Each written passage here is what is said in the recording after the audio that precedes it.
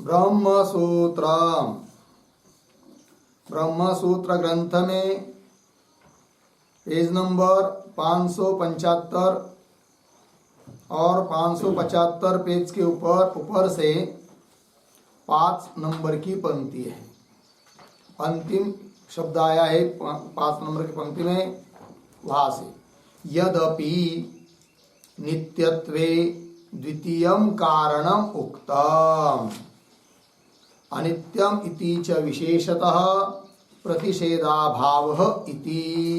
ठीक, तो बात यह चल रही है द्वितीय अध्याय द्वितीय पाद, और द्वितीय अध्याय के द्वितीय पाद का यह 3 नंबर का अधिकरण चल रहा है, और इस अधिकरण का नाम है परमाणु जगत अकारणत्वाधिकरणम। अर्थात जगत के प्रति परमाणु कारण नहीं है, इस बात का निर्णय बताने के लिए इस अधिकरण की प्रवृत्ति हुई है। जबकि पूर्व पक्षी कहता है कि जगत के प्रति परमाणु ही कारण है। उस पूर्व पक्षी का बहुत युक्तियों के द्वारा सिद्धांतियों ने निराकरण कर दिया, खंडन कर दिया, और परमाणु कारण नहीं हो सकते इस बात को बताया। और इतना ही नहीं, तो वो लोग वैशेषिक लोग परमाणु को निरवय मानते हैं, अणु मानते हैं और नित्य मानते हैं, किंतु उनका वह कहना भी ठीक नहीं है। इस बात को भी बताना चालू किया सूत्र नंबर 15 से। तो बताया था कि हे वैशेषिक, तुम लोग उन परमाणुओं में गुण मानते हो, रूप रस आदि करके, और जो जो चीज रूप वाली होती है वह कारण वाली होती है, और अपने कारण की अपेक्षा स्थूल होती है और अनित्य होती है। ये व्यवहार में देखने को मिलता है। अतः तुम भी यदि परमाणुओं में रूप आदि मानते हो तो जरूर उनका कोई न कोई कारण है, और उस कारण की अपेक्षा वो स्थूल है, और वो परमाणु सब अनित्य है, क्योंकि जो कारण वाला होता है, जो कारण से उत्पन्न होता है, वो अनित्य ही होता है। इस प्रकार सिद्धांति ने बताना चालू कर दिया। ठीक है, अर्थात वो परमाणु सब जैसे तुम लोग मानते हो वैसे नहीं है, न तो निरवय है, न अणु है, और न नित्य है, इससे विपरीत है। और ऐसे अनित्य परमाणु जगत के प्रति कारण नहीं हो सकते, इस बात को बता दिया सिद्धांतियों ने। पुनः पूर्व पक्षी बोलता है, अर्थात वैशेषिकों ने जो नित्यत्व के लिए कारण बताया है, नित्यत्व किसको कहते हैं, इसकी परिभाषा की है। एक तो परिभाषा की थी सद अकारणवत नित्यम, वैशेषिक सूत्र है, किंतु उसका भी निराकरण कर दिया कि इस प्रकार की परिभाषा से भी परमाणु में नित्यत्व सिद्ध नहीं हो सकता है, क्योंकि जो सत भावरूप होता हुआ अकारण हो उसको तुम कहते हो नित्य, किंतु परमाणु रूप वाला होने से कारण वाला सिद्ध कर दिया हमने। जब वो कारण वाला है तो अकारण वाला नहीं है, इसका मतलब कोई न कोई उसका कारण है, अतः उसमें नित्यत्व सिद्ध नहीं हो सकता, इस बात को बताया। अब और नित्यत्व सिद्ध करने में या नित्यत्व की परिभाषा और कारण बताते नित्यत्व में वैशेषिक लोग, तो वही पंक्ति अभी पढ़ी हमने कि यद्यपि नित्यत्वे द्वितीयम कारणम उक्तम, नित्यत्व होने में जैसा एक कारण पहले बता दिया सद होता हुआ अकारण, उसका खंडन कर दिया। अब कोई भी चीज नित्य वो होती है जो कैसी होना चाहिए, वो द्वितीय कारण अब बता रहे हैं यद्यपि इत्यादि पंक्तियों के द्वारा, आगे सूत्र आ रहा है। अतः ये जो पंक्ति है यद्यपि नित्यत्व इत्यादि, उसके पूर्व में एक वाक्य लिख लेते हैं अवतरण के रूप में। लिखेंगे नित्यत्व प्रतिषेध,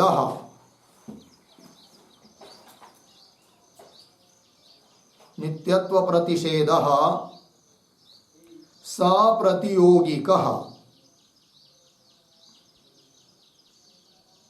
सप्रतियोगिकः अभावत्वात् अभावत्वात् घटाभाववद घटाभाववद इति नित्यस्य क्वचित् सिद्धौ नित्यस्य क्वचित् सिद्धौ अर्धविराम कार्यम अनित्यम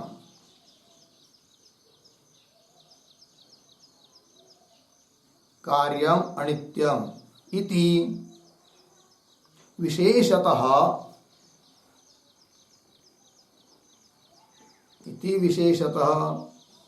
कार्ये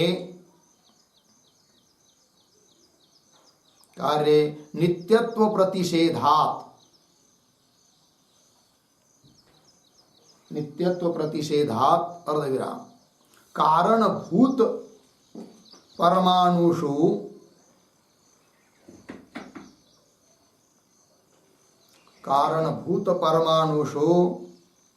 नित्यत्वं सिद्ध्यति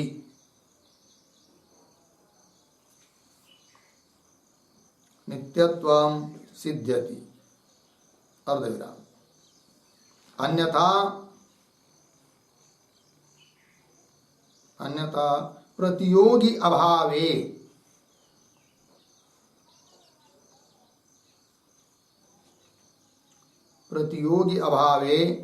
प्रतिषेधानुपपत्ति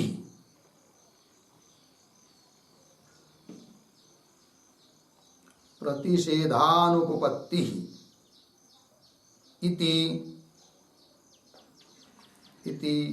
कणादोक्तम अनुद्य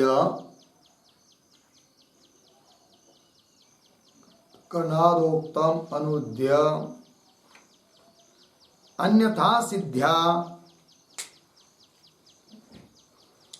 सिद्ध्या दूषयति यदपि इति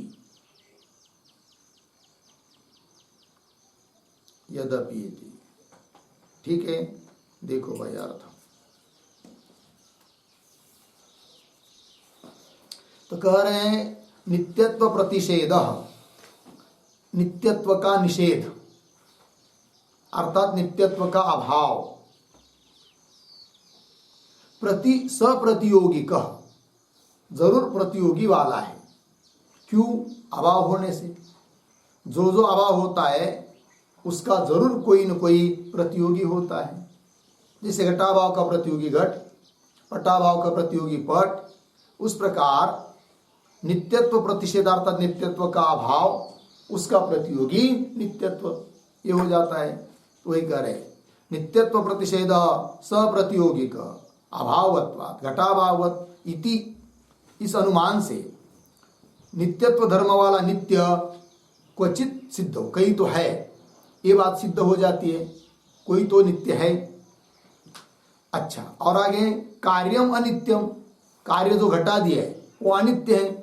इस प्रकार विशेषतः विशेष रूप से कार्य में नित्यत्व का प्रतिषेध होता है। अर्थात नित्य तो कोई है, अनुमान बता दिया, वो नित्य कार्य नहीं हो सकता। और कार्य यदि नित्य नहीं है तो जरूर जो कारण कोटि में केवल कारण है वो नित्य होगा। ऐसा कौन होगा फिर? पूर्व पक्षी के अनुसार परमाणु, क्योंकि द्वनुक आदि जो है वो भले त्रसरेणु आदि के प्रति कारण है किंतु स्वयं कार्य नहीं है, ये बात नहीं, किसी से तो उत्पन्न हुए हैं। और जो कार्य है वो अनित्य है। और कार्य में यदि अनित्यत्व है तो जरूर मूल कारण जो होगा वो कैसा होगा? नित्य होगा। इससे परमाणु को नित्यत्व सिद्ध करना चाहते हैं कौन? पूर्व पक्षी।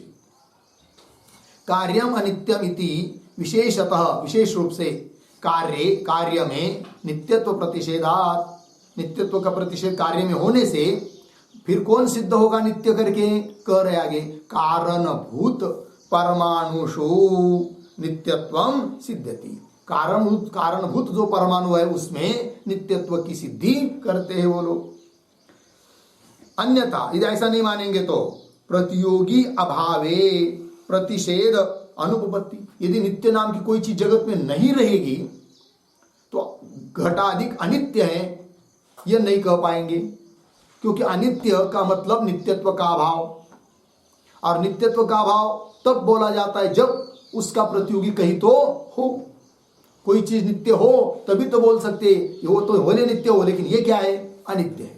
और नित्य नाम की कोई चीज ही नहीं हो तो अनित्य कहने की जरूरत ही नहीं है। अभाव जो होता है वो सप्रतियोगिक होता है।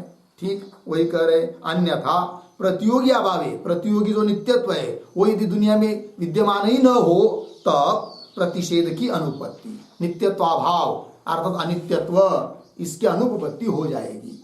जबकि व्यवहार होता है घट अनित्य, इसका मतलब जरूर अनित्यत्व का प्रतियोगी जो नित्यत्व वो दुनिया में कहीं तो विद्यमान है। और सभी कार्य अनित्य है, तो यदि कार्य अनित्य है और कोई तो नित्य होना चाहिए, तो बचता है केवल कौन, कारण।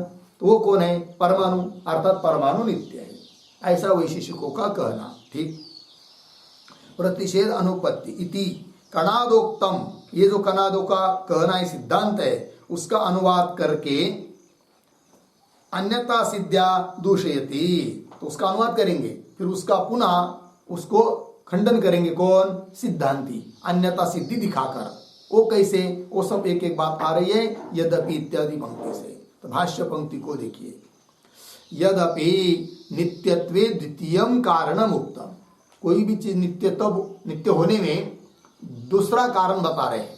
ऊपर एक कारण बता चुके हैं, सत अकारणवत नित्य। अब दूसरा कारण क्या, वो कह रहे यद्यपि नित्यत्वे, यद्यपि जो भी नित्यत्व में द्वितीयम कारणम उक्तम, द्वितीय कारण उन्होंने बताया है, वो कौन है, तो सूत्र के माध्यम से बता रहे हैं। वैशेषिक सूत्र है, अनित्यम इति च विशेषतः प्रतिषेधाभाव।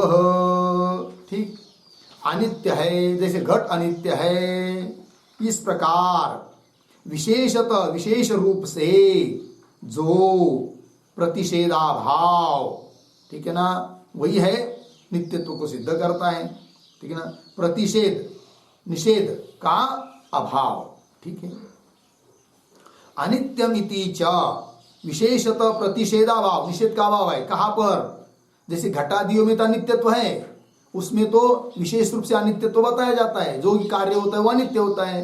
किंतु परमाणु आदियों में परमाणु आदि अनित्य, इस प्रकार से विशेष रूप से प्रतिषेध का क्या है, अभाव। प्रतिषेध नहीं है, निषेध नहीं है, प्रतिषेध का क्या है, अभाव। जैसे घट में अनित्य है घट, तो निषेध कर दिया नित्यत्व का, उस प्रकार परमाणु में किया नहीं है ये बात। अनित्यत्वमिति च विशेषतः विशेष रूप से जो प्रतिषेध का अभाव इति, ये बताया। फिर आगे कह रहे तद अपि न अवश्यम परमाणुनाम नित्यत्वम साधयति। ठीक है, तदपि से लेकर साधयति तक पढ़ा, उसके उन शब्दों का थोड़ा अन्वय। तदपि एक शब्द छोड़कर, अवश्यम परमाणुनाम नित्यत्वम, अवश्यम परमाणुनाम नित्यत्वम पीछे न साधयति। तो यह जो प्रतिषेधाभाव बताया वह भी अवश्य रूप से परमाणुओं में नित्यत्व को सिद्ध नहीं कर सकता है, सिद्धांती बोल रहे। क्यों, आगे कह रहे इसका स्पष्टीकरण। असति ही यस्मिन् कस्मिंश्चित् नित्ये वस्तुनि, नित्य शब्देन नयः समास न उपपद्यते, न पुनः परमाणु नित्यत्वम एव अपेक्षते।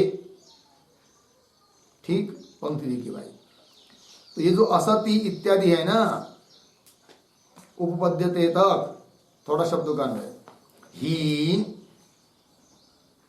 यस्मिन् कस्मिंश्चित् नित्ये वस्तुनि, फिर पीछे असति, आगे नित्य शब्देन नयः समास न उपपद्यते, आगे सरल है। तो वह जो नित्यत्व को बताने के लिए द्वितीय कारण बताया, वह भी परमाणु को परमाणु में नित्यत्व सिद्ध नहीं कर सकता है। क्यों, उसका कारण बता रहे, ही यस्मिन् कस्मिंश्चित् नित्ये वस्तुनि, जो कोई भी नित्य वस्तुनि असति, न रहने पर, जगत में यदि कोई नित्य वस्तु रहेगी ही नहीं तो नित्य शब्द के साथ नए समास नहीं हो सकता। नित्य शब्द के साथ नए समास तब होता है जब जगत में कोई कहीं पर तो नित्य वस्तु सद्वस्तु हो। ठीक है, तो नित्य, जैसे नित्य शब्द के साथ नए समास हो चुका है, कहा अनित्य, अनित्य घट, तो अनित्य यहां पर नित्य शब्द के साथ नए समास हुआ है। और यदि नए समास हुआ है इसका मतलब जरूर कोई तो जगत में नित्य है। यदि कोई नित्य वस्तु है रहेगी नहीं तो किसी चीज को अनित्य बताने की जरूरत है नहीं है, क्योंकि नित्य है नहीं, सब क्या हुआ फिर अनित्य हो जाएगा। किंतु अमुक चीज को अनित्य बताया जा रहा है, इसका मतलब जरूर कोई चीज तो नित्य है, नहीं तो नित्य शब्द के साथ नहीं समास हो ही नहीं सकता। वही कह रहे ही यस्मिन कस्मिंश्चित् नित्य वस्तुनि असति, कोई नित्य वस्तु यदि विद्यमान न हो तो नित्य शब्देन स, नित्य शब्द के साथ नय समास न उपपद्यते। ठीक है ना, और नए समास तो हुआ है, इसका मतलब कोई नित्य है। तो कौन नित्य है? तो वैशेषिक बोलते परमाणु नित्य है, वेदांति बोलते नहीं नहीं परमाणु नित्य नहीं है, क्योंकि परमाणु अनित्य, ये बात हम पहले सिद्ध कर चुके हैं। फिर नित्य कौन है भाई? तब कह रहे न पुनः परमाणु नित्यत्व एव अपेक्षते, पुनः परमाणु नित्यत्व एव न अपेक्षते। परमाणु नित्य है ऐसी अपेक्षा हम करते नहीं, नित्य तो कोई है किंतु वो नित्य कौन? तो वैशेषिक कहेंगे परमाणु, सिद्धांति कहते परमाणु नहीं, क्योंकि परमाणु में हमने अनित्यत्व सिद्ध कर दिया है। और नित्य कोई वस्तु तो है, क्योंकि नित्य वस्तु हुए बिना नित्य शब्द के साथ नए समास हो नहीं सकता। सच और झूठ ये दो शब्द है, समझ लीजिए। तो यह व्यक्ति झूठ है, यह तब बोला जा सकता है जब कोई जगत में सच्चा वस्तु हो, सच्चा व्यक्ति हो, तभी तो इसको झूठ बोलेंगे।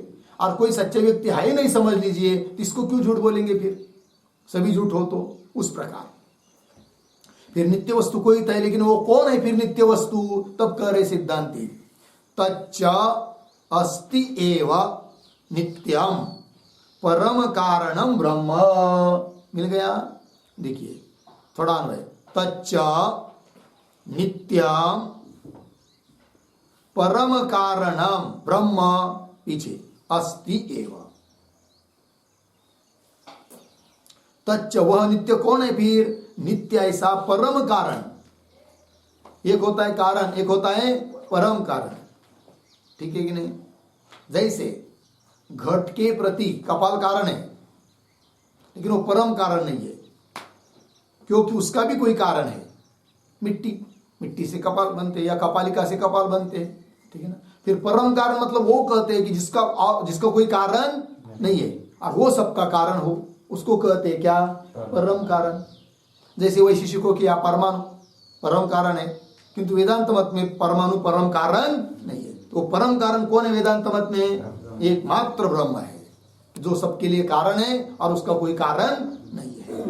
वही तच्च नित्यम परम कारण ब्रह्म अस्ति एव, ब्रह्म ही है। लग गया जी? चलिए आगे। तो नित्यत्व बताने के लिए जो द्वितीय कारण होता है, उससे भी परमाणु में नित्यत्व सिद्ध नहीं हो पाया। ठीक, फिर आगे चलिए। न च शब्दार्थ व्यवहार मात्रेण कस्यचित् अर्थस्य प्रसिद्धिर्भवति प्रमाणांतर सिद्धयोः शब्दार्थयोः व्यवहार अवतरात्। ठीक, अब ये जो पंक्ति है ना, न च इत्यादि, उसके पूर्व में एक वाक्य लिखते हैं, अवतरण।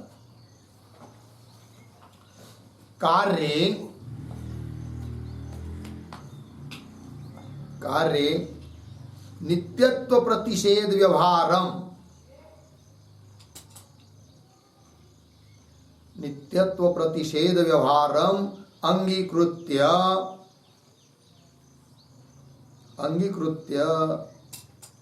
ब्रह्मणि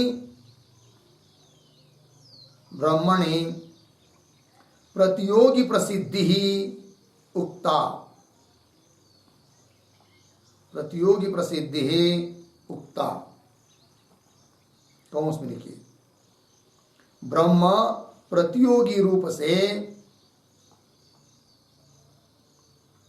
ब्रह्म प्रतियोगी रूप से प्रसिद्ध है,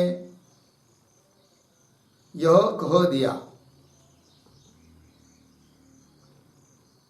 यह कह दिया है। कौन सा आगे, वस्तुतः तो, वस्तुतः तो विशेष व्यवहार एव असिद्ध,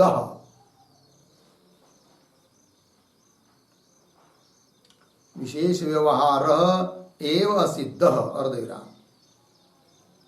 कारण नित्यत्वस्य,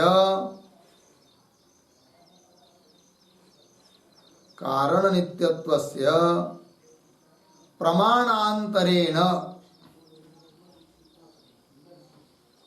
प्रमाणांतरेण ज्ञानम विना, ज्ञानम विना कार्यम अनित्यम, कार्यम अनित्यम इति व्यवहारायोगात्, व्यवहार अयोगात् इति आह न च इति। ठीक है, देखो भाई अर्थ,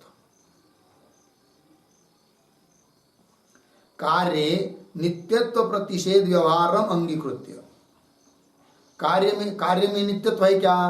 नहीं है। नित्यत्व का क्या है? प्रतिषेध, निषेध, अर्थात अनित्यत्व है।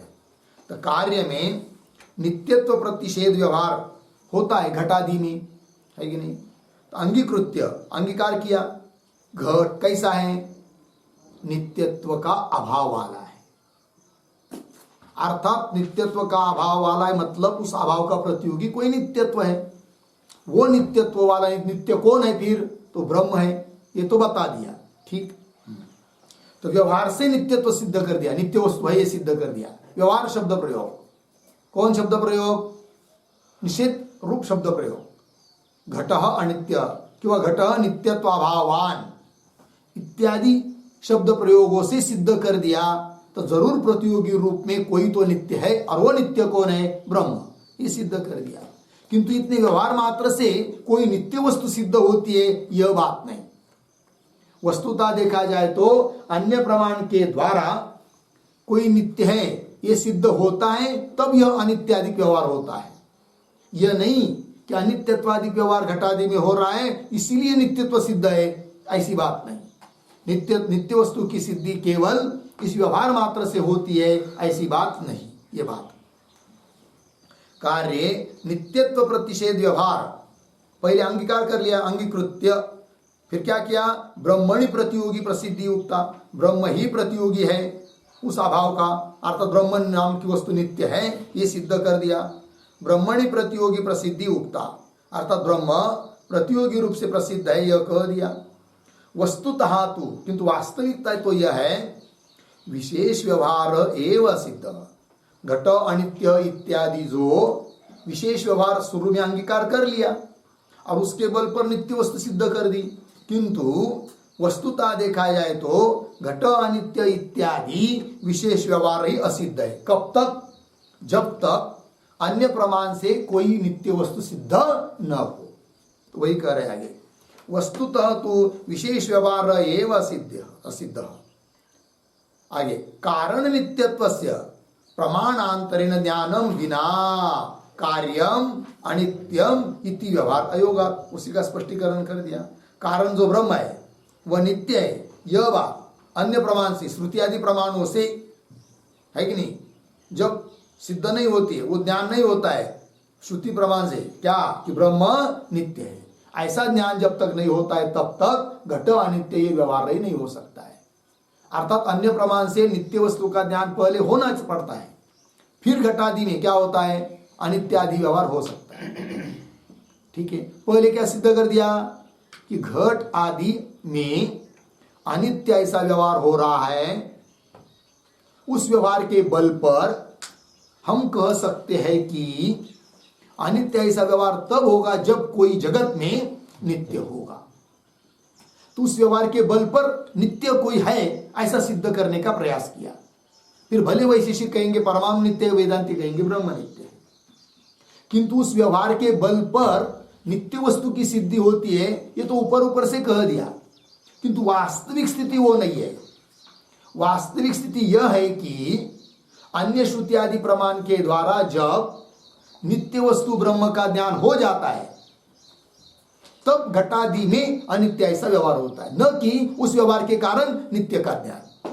बात समझ में आ रही ना? पंक्ति देखिए, वस्तुतस्तु विशेष व्यवहार एवं सिद्ध, नित्य वस्तु का अन्य प्रमाण से ज्ञान हुए बिना घटादियों में जो विशेष व्यवहार अनित्य का व्यवहार वही असिद्ध है। ये बात वस्तुतः तो विशेष व्यवहार एवं सिद्ध। कब तक विशेष व्यवहार असिद्ध है? कारण नित्यत्वस्य प्रमाणांतरेण ज्ञानम विना। कारण जो है ब्रह्मादि वो नित्य है, इसका ज्ञान श्रुति आदि प्रमाण के हुए बिना विशेष व्यवहार असिद्ध है। कार्यम अनित्यम इति व्यवहार हो ही नहीं सकता, व्यवहार अयोगा इति आह न च इति। या ऐसा क्यों करना पड़ रहा है, क्यों बताना पड़ रहा है? इसलिए कि ध्यान दीजिए, तो युक्ति से जो नित्य वस्तु सिद्ध कर दिया ना, क्या कि घटादि में अनित्य ऐसा व्यवहार हो रहा है कि नहीं? अनित्य मतलब नित्य नहीं है, अर्थात नित्यत्व का अभाव, और उसका अभाव जो होता है वो प्रतियोगी वाला होता है, अर्थात जरूर कोई नित्य नाम का प्रतियोगी है, नित्यत्व से युक्त नित्य ऐसा कोई है, फिर वो कौन है ये प्रश्न। तब तो पूर्व पक्षी कहते हो तो परमाणु है और वेदांती कहते ब्रह्म है। अब दोनों में से कौन माने, झंझट हो जाएगी। अतः उस युक्ति से हम नित्य वस्तु की सिद्धि नहीं करते हैं, वो तो ऊपर ऊपर से कह दिया वैशेषिकों की परिभाषा को लेकर, किंतु वास्तविक स्थिति यह है कि अन्य प्रमाण से, श्रुति आदि प्रमाण से नित्य कारणभूत ब्रह्म वस्तु का जब ज्ञान हो जाता है तब विशेष व्यवहार होने लगता है घटादियों में। घट अनित्य है, अतः पूर्व पक्षी ये बात नहीं कह पाएगा अब कि घटादि में अनित्य ऐसा विशेष व्यवहार हो रहा है, इसका मतलब कोई नित्य वस्तु है और वो परमाणु है, ऐसा सिद्ध नहीं कर सकता, क्योंकि वो विशेष व्यवहार ही असिद्ध है जब तक अन्य प्रमाण से नित्य वस्तु का ज्ञान नहीं होता है। और हमको तो श्रुति प्रमाण से ब्रह्म नित्य है ये ज्ञान हुआ है, अतः हम घटादियों में विशेष व्यवहार कर सकते हैं कि घटादि अनित्य है। तो घटादि में अनित्य ऐसा व्यवहार होने से परमाणु कोई नित्य है ये सिद्धि नहीं हो सकती, क्योंकि पहले से ही हमको श्रुति प्रमाण से ब्रह्म नित्य है ये ज्ञान हो चुका है, तभी तो घटादि में अनित्य व्यवहार हो रहा है। ये बात पंक्ति लिखिए, वस्तुतः तो विशेष व्यवहार एवं सिद्ध। क्यों? कारण नित्यत्वस्य प्रमाणांतरेण ज्ञानम विना। कारण जो नित्य है इस बात का अन्य प्रमाण से ज्ञान हुए बिना कार्यम अनित्यम इति व्यवहार अयोगात इति आह। इसी बात को बोल रहे हैं भगवान भाष्यकार न च इत्यादि पंक्ति से। तो पंक्ति को देखिए, न च शब्दार्थ व्यवहार मात्रेण कस्यचित अर्थस्य प्रसिद्धि भवति। न आया ना वाक्य के आरंभ में, उसका अन्वय किसके साथ? भवति के साथ। तो क्या वाक्य हुआ फिर? च और शब्दार्थ व्यवहार मात्रेण कस्यचित अर्थस्य प्रसिद्धि न भवति। शब्द और अर्थ इनका व्यवहार, शब्द व्यवहार अर्थ व्यवहार, जैसे शब्द व्यवहार हुआ घटः अनित्य और अर्थ घटाधिक अनित्य है, तो शब्द और अर्थ व्यवहार मात्रेण उतने व्यवहार मात्र से कस्यचित अर्थस्य कोई अर्थ प्रसिद्ध हो जाए कि नित्य के रूप में, क्योंकि घट में अनित्य ऐसा व्यवहार हो रहा है, तो उससे किसी कोई अर्थ नित्य रूप में सिद्ध हो जाए यह नहीं हो सकता। ठीक है, पंक्ति देखिए, शब्दार्थ व्यवहार मात्रेण कस्यचित अर्थस्य, किसी कोई अर्थ, चाहे भले तुम लोग परमाणु मानते हो हम लोग ब्रह्म मानते हो, तो कस्यचित अर्थस्य प्रसिद्धि न भवति, कोई अर्थ प्रसिद्ध नहीं हो सकता। क्यों? फिर कैसा होता है? कोई अर्थ प्रसिद्ध कैसा होगा फिर? तब कह रहे प्रमाणांतर सिद्धयो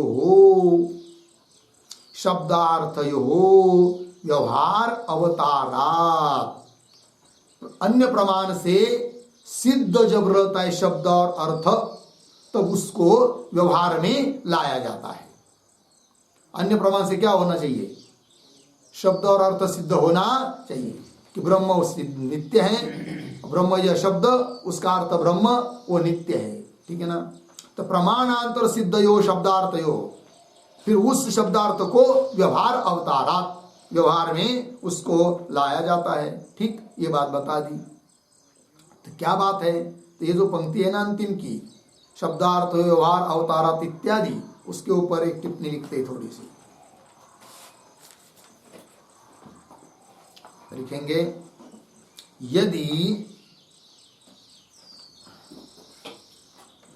यदि कारण नित्यत्वे,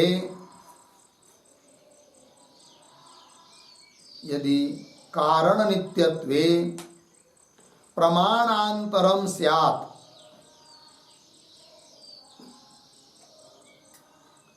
प्रमाणांतरम स्यात् तदा अयं व्यवहारः,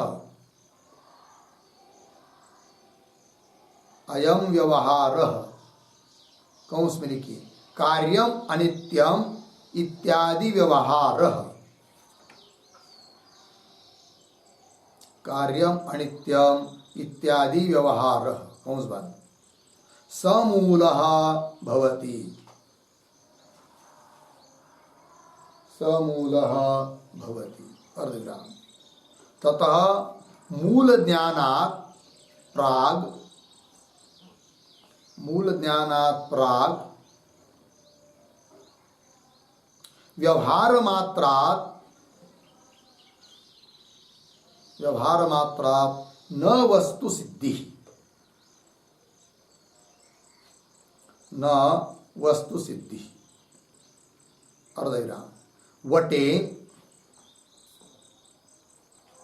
वटे यक्ष व्यवहारात् अपि, यक्ष व्यवहारात् अपि तत्सिद्धि प्रसंगात्, तत्सिद्धि प्रसंगात् कौंस में लिखिए यक्ष सिद्धि प्रसंगात्, कौंस बात अर्धविराम। मूल ज्ञाने तो, मूल ज्ञाने तो तेन एव, तेन एव अशेष सिद्धेः,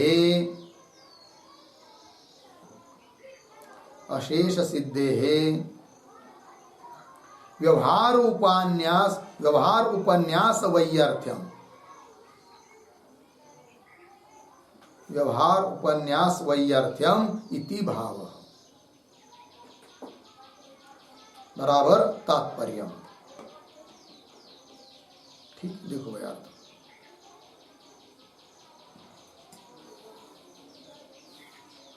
यदि कारण नित्यत्वे प्रमाणांतरम स्यात्, कारण नित्य है, ब्रह्म नित्य है, इसमें यदि कोई प्रमाण हो तब, यदि कारण नित्यत्वे प्रमाणांतरम स्यात् तदा, तब तो अयम व्यवहार, यह व्यवहार कौन सा, कार्यम अनित्यम, घट अनित्य है इत्यादि व्यवहार समूल भवति, उसका कोई तो मूल है, क्योंकि अन्य प्रमाण से सिद्ध है कारण नित्य है करके, ठीक।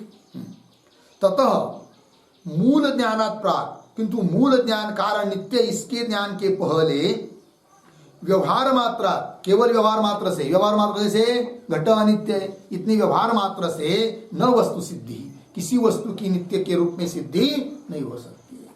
केवल शब्द प्रयोग घट अनित्य इत्यादि उस व्यवहार से प्रतियोगी कोई नित्य होगा ऐसा कहने मात्र से नित्यत्व की सिद्धि नहीं हो सकती, नित्य वस्तु की सिद्धि नहीं हो सकती है। फिर कब होती है, जब अन्य प्रमाण से नित्य वस्तु सिद्ध रहती है तब व्यवहार होता है, क्योंकि वह व्यवहार समूल है, मूल वाला है। तथा मूल ज्ञानात् प्राक व्यवहार मात्रात् न वस्तु सिद्धि, यदि केवल व्यवहार मात्र से वस्तु सिद्धि हो जाए तो यहां पर भी होनी चाहिए उदाहरण, वटे यक्ष व्यवहार, जैसे व्यवहार होता है, यह वटे यक्ष अस्ति, इस वट वृक्ष में यक्ष रहता है, व्यवहार तो हो रहा है, फिर यक्ष वहां रहना चाहिए, किंतु जरूर नहीं है कि रहता ही है करके, है कि नहीं। वही कह रहे हैं, केवल शब्द मात्र से, प्रयोग मात्र से और किसी वस्तु की सिद्धि होती नहीं, वटे यक्ष व्यवहारात अपि तत्सिद्धि प्रसंगा, तत्सिद्धि यक्ष सिद्धि, यक्ष की सिद्धि होनी चाहिए फिर, किंतु ऐसा होता नहीं है। मूल ज्ञान हेतु हाँ कोई जरूर बड़ा प्रमाण रहेगा कि यहाँ वट वृक्ष में यक्ष है, तब तो उस मूल होने के कारण प्रमा शब्द व्यवहार किया जा सकता है। यह वटे वृक्ष, इस वट वृक्ष में यक्ष है करके। उसी प्रकार मूल ज्ञान हेतु तेन एव अशेष सिद्ध है, उस मूल ज्ञान से अशेष व्यवहार की क्या होती है, सिद्धि होती है। इसलिए व्यवहार उपन्यास वैयर्थ्यम, इसलिए व्यवहार का उपन्यास, व्यवहार का जो उल्लेख करके नित्य वस्तु की सिद्ध करने का प्रयास किया वो व्यर्थ है। इति भाव, लग रहा है भाव मतलब तात्पर्य। ठीक, चलिए भाई आगे हो गया ना, ये बात हो गई। तो कुल मिलाकर क्या चिंतन हुआ कि जो नित्यत्व में द्वितीय कारण वैशेषिकों ने बताया उसके बल पर भी परमाणु नित्य है यह वस्तु, यह सिद्ध होता नहीं, अपितु ब्रह्म नित्य है यही सिद्ध होता है। और उस व्यवहार से ब्रह्म कोई वस्तु नित्य ये बात सिद्धि होती, ये बात नहीं कि जिससे वो कहेंगे कि हम भी कहेंगे परमाणु सिद्ध है कि नित्य है करके, किंतु ऐसी बात नहीं है। तो वास्तविक स्थिति क्या होती है वो भी बता दी कि अन्य प्रमाण से कारण के नित्यत्व का ध्यान रहेगा तब सभी व्यवहार की सिद्धि होती है। और हमको तो श्रुति वाक्यों से ब्रह्म नित्य है, कारण है, इस बात की निश्चिति हो चुकी है। अतः घट आदि में अनित्य ऐसा व्यवहार होता है, इससे परमाणु नित्य ये सिद्ध नहीं हो पाता, ये कह दिया सिद्धांतियों ने उस पूर्व पक्षी के प्रति। ठीक, और आगे चलिए अब। यद्यपि नित्यत्वे तृतीयम कारण उक्तम, नित्यत्व होने में तीसरा कारण बताते वैशेषिक लोग, वो क्या है वो दे रहे सूत्र में, वैशेषिकों का सूत्र। किंतु उसके पहले ये जो पंक्ति है यद्यपि नित्यत्व इत्यादि, उसके पूर्व में एक वाक्य लिखेंगे अवतरण, एवं परमाणु नित्यत्वे, परमाणु नित्यत्वे कारणाद सूत्रद्वयम्, कारणाद सूत्रद्वयम् निरस्य तृतीयं निरस्यति, तृतीयं निरस्यति यद्यपि इति।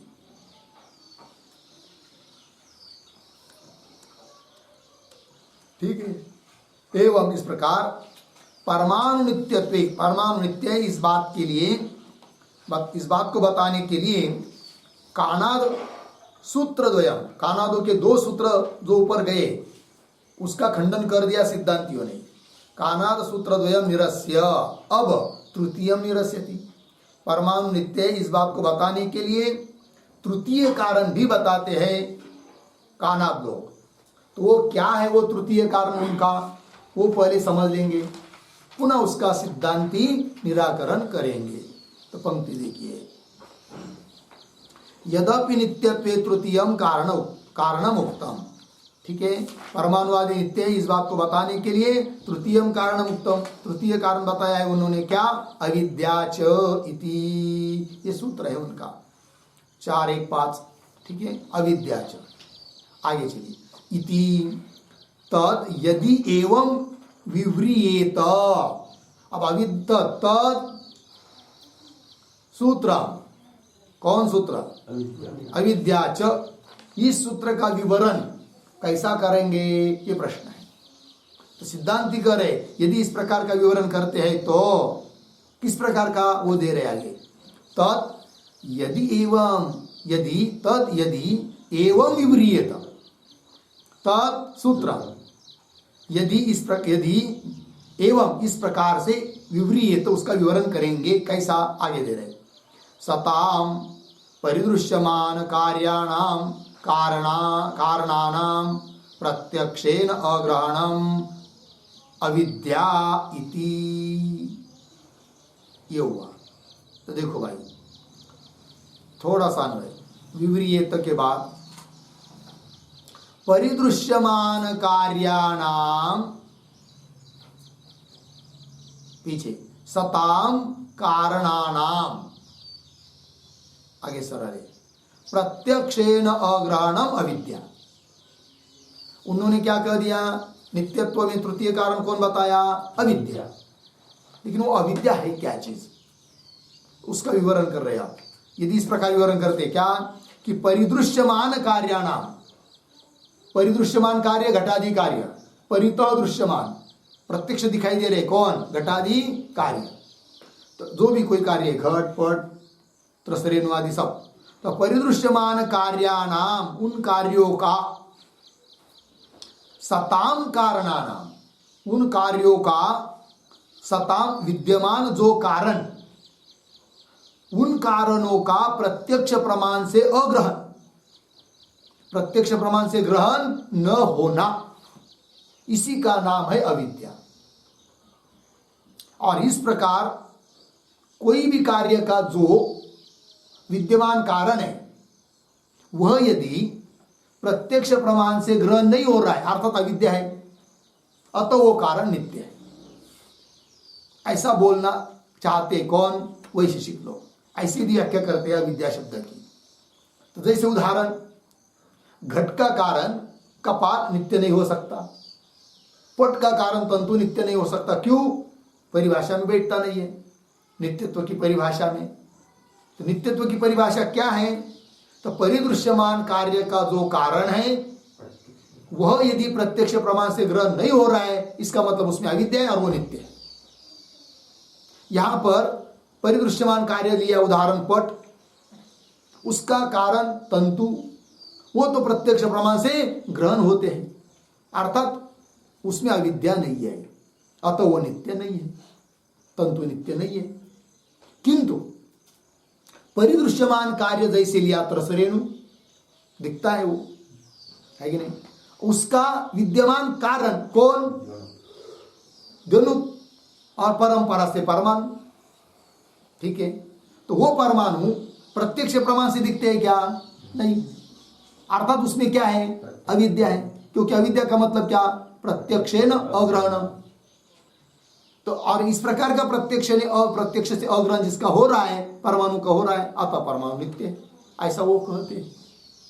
किंतु इस प्रकार की उनकी जो नित्यत्व की परिभाषा रहेगी उसका भी विचार होगा, कहा, द्युनुक में, क्योंकि कार्य है परिदृश्यमान कार्य त्रसरेणु, अब उसका विद्यमान कारण कौन है, द्युनुक, जो कि प्रत्यक्ष से ग्रहण नहीं होता है, प्रत्यक्ष से ग्रहण नहीं होता है, कौन, द्युनुक, क्योंकि द्युनुक दिखता नहीं है, दिखता कहां से, त्रसरेणु से, तो प्रत्यक्ष से ग्रहण नहीं हो रहा है, कौन, द्युनुक, तो वो भी नित्य होने लग जाएगा, ये विचार होगा। वही कर रहे आगे देखिए, तद यदि एवं विव्रियेत, क्या, परिदृश्यमान कार्याणाम सताम कारणानाम प्रत्यक्षेण अग्रहणम अविद्या इति, ततः, ऐसे यदि व्याख्यान करेंगे वो, तो द्युनुक नित्यता अपि आपद्येत, तो द्युनुक भी नित्य होने लग जाएगा,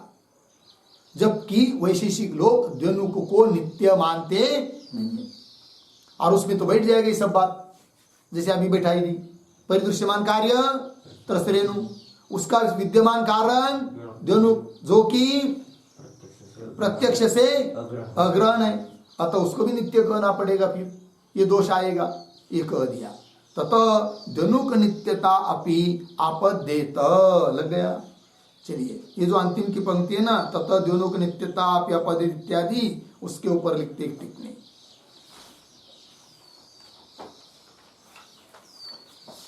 लिखेंगे, परमाणवः, परमाणवः नित्याः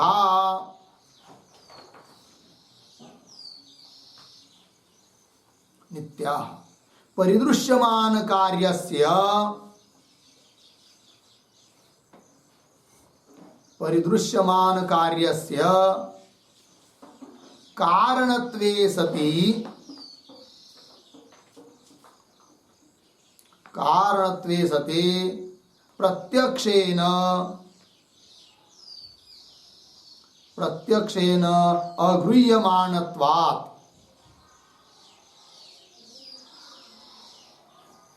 अगृह्यमाणत्वात् आकाशवत् इति, आकाशवत् इति पूर्णविराम। एतत् द्यनुके अनैकान्तिकम् इति, द्यनुके अनैकान्तिकम् इत्यर्थः। ठीक, देखो भाई अर्थ। तो अनुमान बन गया परमाणवः नित्याः, पक्ष परमाणु, परमाणवः साध्य नित्यत्व है कि नहीं। हेतु परिदृश्यमान कार्यस्य कारणत्वे सति प्रत्यक्षेन अगृह्यमानत्वात्, परिदृश्यमान कार्य का कारण हो और प्रत्यक्ष प्रमाण से अग्रहण हो, क्योंकि अविद्या शब्द का ये अर्थ किया ना, प्रत्यक्षेन अगृह्यमान, ठीक है ना। तो परिदृश्यमान का कारण हो और प्रत्यक्ष ने अगृह्यमान हो, जैसे आकाश, ठीक है ना। तो देखो भाई, जैसे आकाश कैसा है, नित्य है कि नहीं। क्यों? हेतु उसमें है। हेतु क्या है? परिदृश्यमान कार्य, जैसे शब्दादि, उसका कारण है कौन? आकाश। और प्रत्यक्ष प्रमाण से ग्रहण नहीं होता है कौन? आकाश। अतः आकाश कैसा है? नित्य है। उस प्रकार परमाणु भी नित्य हो जाएंगे। ऐसा यदि बोलेंगे कौन? पूर्व पक्षी। तब कह रहे एतद् द्यनुके अनैकांतिकम्, यह हेतु द्यनुक में अनैकांतिक हो जाएगा, व्यभिचारी हो जाएगा। अर्थात द्यनुक में हेतु तो है, साध्य नहीं है। तो द्यनुक में क्या हेतु है? परिदृश्यमान कार्य का कारण है कौन? द्यनुक। परिदृश्यमान कार्य त्रसरेणु, उसका कारण है कौन? द्यनुक। और प्रत्यक्ष प्रमाण से अगृह्यमान है, ग्रहण नहीं होता है द्यनुक का। हेतु है उसमें, किंतु उसमें साध्य नहीं है कौन? नित्यत्व। अपितु साध्य का क्या है? अभाव। और साध्याभाव के अधिकरण में हेतु रहता है, तो उसको कहते हैं क्या? अनैकांतिक, अर्थात व्यभिचारी। व्यभिचारी हेतु है वो। ये बात कह दिया, वही कहा इस अंतिम पंक्ति में। तथा द्यनुक नित्यता, नित्यता कहने पड़ेगी, जबकि द्यनुक में नित्यता है नहीं है, अर्थात व्यभिचार हो रहा है। ठीक है, ये बात। अब इस व्यभिचार शंका जो हुई है, व्यभिचार, उस व्यभिचार का वारण करने के लिए यदा कदाचित पूर्व पक्षी कुछ हेतु में विशेषण जोड़ेगा, जोड़ने का प्रयास करता है। तो कौन विशेषण जोड़ने का प्रयास करता है, उसको अब देखते आगे की पंक्ति में। फिर उसका भी निराकरण सिद्धांति कर देंगे। तो पंक्ति देखिए, अथ अद्रव्यत्वे सति इति विशेषेत, ठीक है ना। ये जो पंक्ति चालू हुई ना, अथ इत्यादि, उसके पूर्व में एक वाक्य लिखेंगे अवतरण। यदि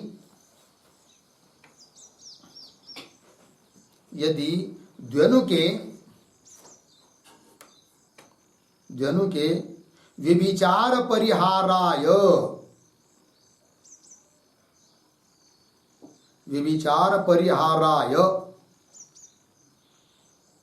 आरंभक द्रव्य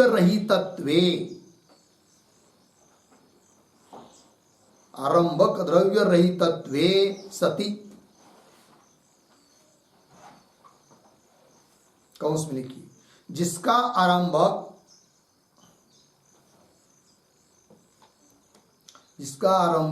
द्रव्य न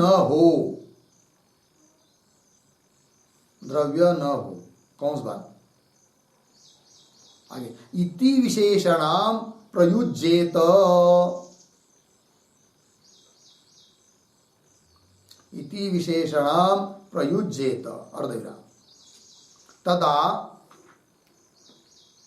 तदा पौनरुक्त्यम स्यात्,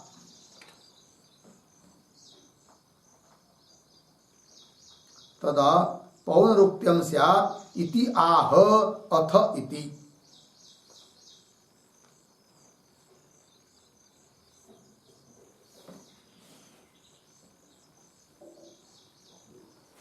ठीक है, देखो भाई अर्थ।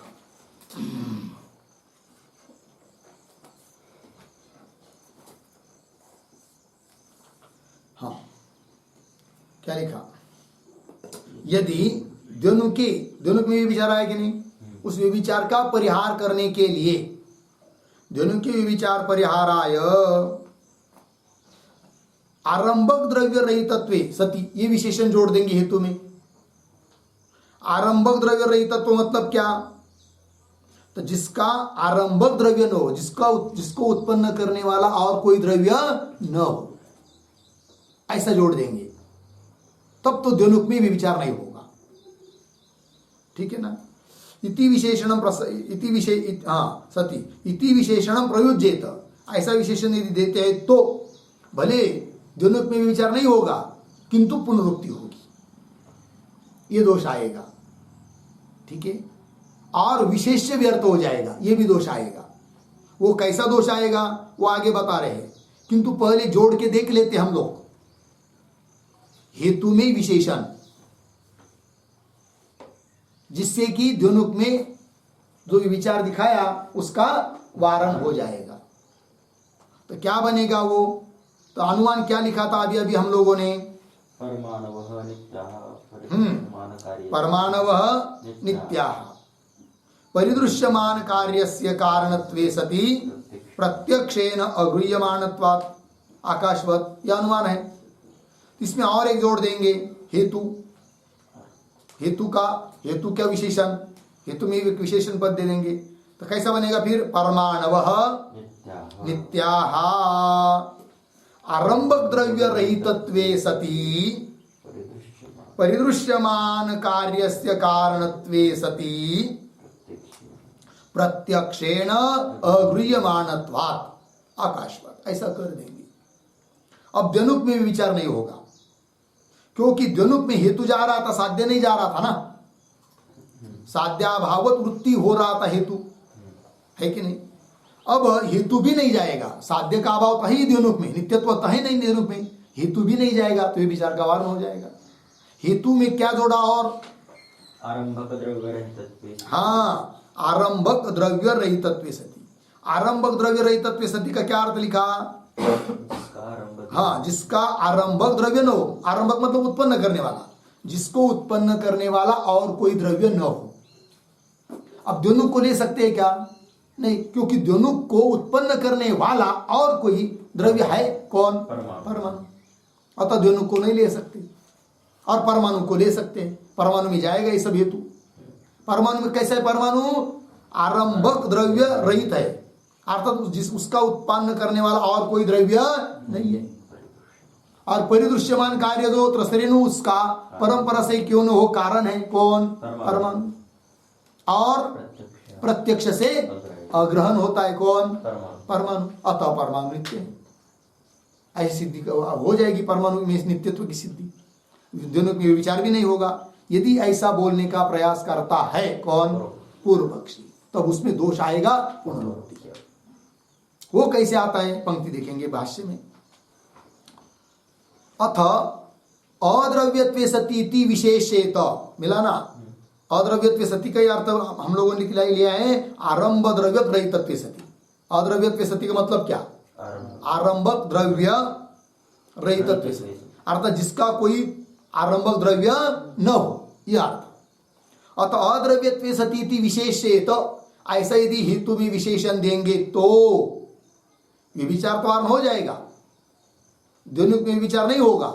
किंतु तथापि मतलब विशेषण, शाबाश, अद्रव्यत्वे सति ऐसा विशेषण जोड़ने पर भी तथापि अकारणवत्वम एव नित्यता निमित्तम आपद्येत। ठीक है, नित्यता का निमित्त क्या प्राप्त हो जाएगा? तब करे तथापि अकारणवत्वम एव, अकारणवत्व ही नित्यता का सिद्ध करने वाला हो जाएगा। अकारणत्व मतलब जिसका कोई कारण नहीं वो नित्य, इतना ही हो सकता है। हेतु विशेषण क्या दिया आपने?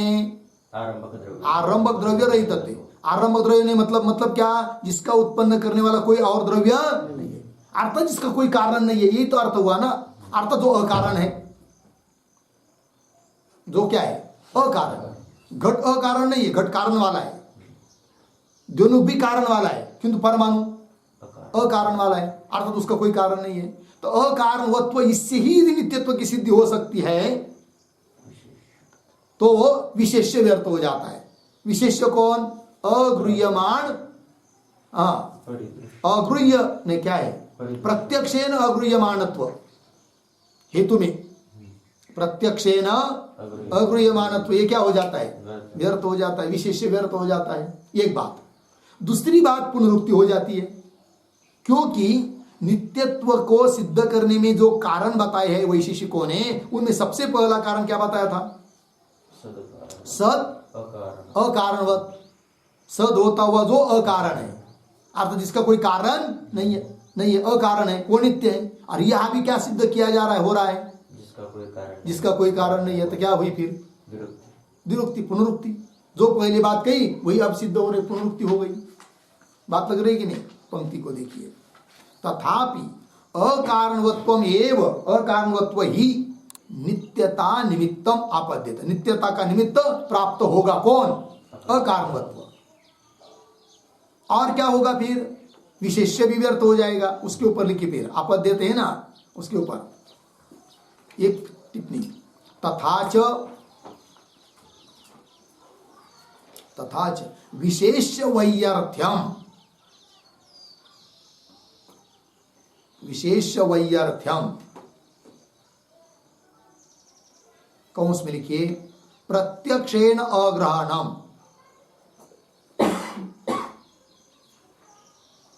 प्रत्यक्षेण अग्रहणम, कौंस बन, इति अपि आपद्येत, इति अपि आपद्येत। हो गया ना भाई? देखो भाई, तो अकारणत्व यही नित्यता का निमित्त सिद्ध होगा, एक बात। दूसरी बात, विशेष्य व्यर्थ हो जाएगा। कौन विशेष्य? प्रत्यक्षेण अग्रहणम, यह विशेष्य व्यर्थ हो जाएगा। और नित्यता का निमित्त कौन सिद्ध होगा? अकारणत्व, अकारणत्वम एव। तो फिर उससे क्या होगा? आगे देखिए, तस्य च प्राग एव उक्तत्वात्, तस्य च अकारणवत्वस्य एव, अकारणवत्व, अकारण, कारण न रहना, किसी का है नहीं, जिसका कोई कारण नहीं वो नित्य, इस प्रकार। तस्य च प्राग एव उक्तत्वात्, प्राग एव मतलब नित्यत्व का कारण आता नहीं, सबसे पहला सत अकारणवत नित्यम, ये पहला सूत्र आया था ना वैशेषिकों का, उसमें उक्तत्वात् अविद्याचीति पुनरुक्तम से। फिर अविद्याची इस शब्द से क्या होगी? पुनरुक्ति, क्योंकि अविद्याच इसका अर्थ क्या किया आपने? हाँ, अकारणवत्व, यही सिद्धार्थ हुआ ना।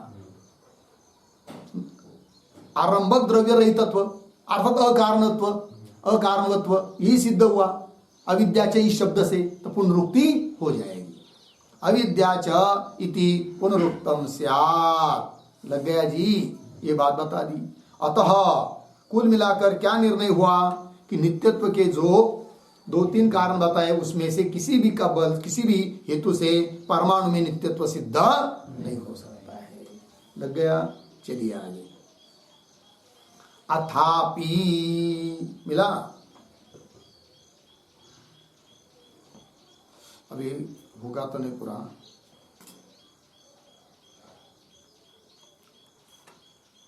तो उसका विचार हम लोग आगे का विचार कल कर लेते हैं, ठीक है ना?